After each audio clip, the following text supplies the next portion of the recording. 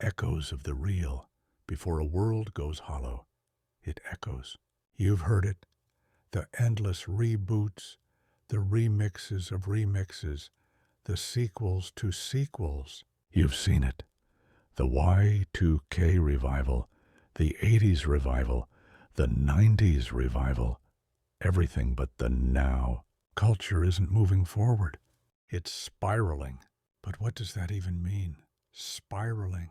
It means the feeling that instead of time stretching out ahead of us, filled with possibility, it coils back on itself.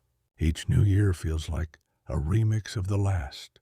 Fashion loops, music loops, political outrage loops. It's not just that things repeat, it's that they repeat without resolution. They're not cycles, they're stutters. Memory caught in a feedback loop. Imitation isn't just repetition. It's meaningless repetition. A loop with no source, no soul. That's how you know you're not in a simulation, but in an imitation. A simulation might offer something new, even if it's artificial. An imitation only offers familiar shapes, hollowed of content. It plays the part. It wears the outfit, but the center is missing.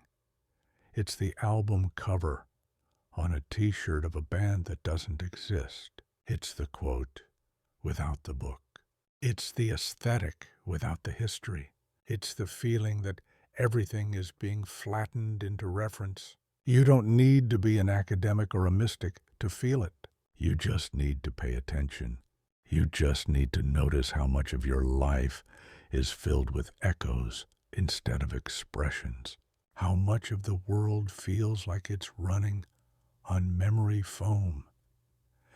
The imitation world borrows what worked once, but forgets why it worked.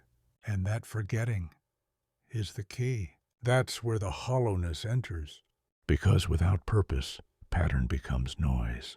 Without presence, form becomes shell. You feel it in. Endless movie franchises that reference themselves instead of reality. Nostalgia sold back to you as novelty. Like a rerun of your own childhood repackaged as trend. AI-generated art that's technically perfect and spiritually empty. Fragments of style with no center. Political ideologies replayed like worn-out VHS tapes, mouthing convictions no one remembers how to embody. You feel it in conversations that sound like podcasts, in friendships that feel like content, in mornings that start with doom scrolling and end in deja vu. The real isn't gone. It's just buried under layers of its own echo. So why do we keep looping? Because it's easier to mimic the real than to face the truth. We've forgotten how to originate. To originate means to generate from within, to be in touch with the source. But that's hard work. That takes stillness, attention, presence. And we are culturally allergic to presence. Everything moves fast for a reason. Stillness would expose the hollowness. So we keep mimicking. We keep moving. We keep pretending we remember what it all meant. We reenact rituals we don't believe in. We say words we no longer understand. We keep the movements alive, hoping the meaning will return. Imitation isn't just a cultural problem. It's a spiritual condition, a psychic survival mechanism, a nervous system response to a world that's moving too fast and too emptily to hold. But meaning doesn't come from repetition. It comes from presence, and presence can't be faked. That's the echo you're hearing all the time now, the real trying to get back in, the original signal, faint but persistent. You hear it in live music that surprises you, in a walk where your thoughts quiet down, in a story told from the heart, not for the feed.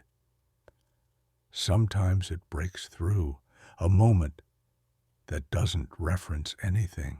It just is.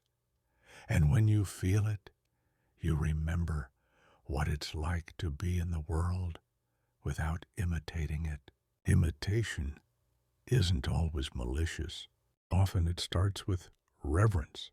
But when we forget to reconnect with the source, reverence becomes routine. And routine becomes recursion. And recursion becomes culture. That's where we are now. A culture of mimicry, mistaking motion for meaning. And yet, the flicker persists. The flicker is the moment you pause and say, wait, that felt real. It doesn't happen often, but when it does, it rearranges you. It gives you contrast. You realize how much of your life has been spent inside echo chambers, online, at work, even in your own mind. And once you see it, you can't unsee it. You start to notice which conversations are alive and which are borrowed, which emotions are felt, and which are performed, which instincts are yours, and which are scripted by the loop. This is where the practice begins, not of fixing everything, but of noticing, because the moment you notice the echo, you're already one step closer to the source. This has been an excerpt from Imitation Theory by Sam Elliott. Read the full book and discover more stories that question the nature of reality at mybook.to/imitation theory.